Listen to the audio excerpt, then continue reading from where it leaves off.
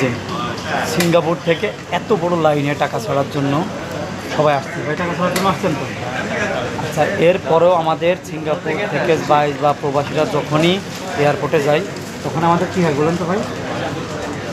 Bag কী হয়? Bag চিন্তায় হয়, চুরি হয়। তাহলে এতগুলো মানুষ ঈদের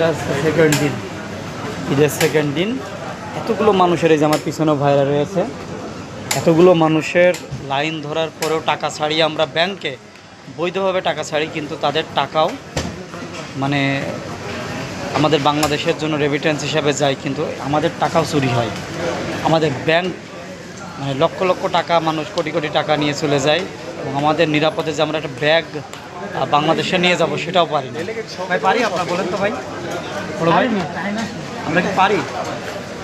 ব্যাগ কি আমরা ঠিকঠাক নিয়ে যেতে পারি বাংলাদেশে? পারি না, আমরা পারি না।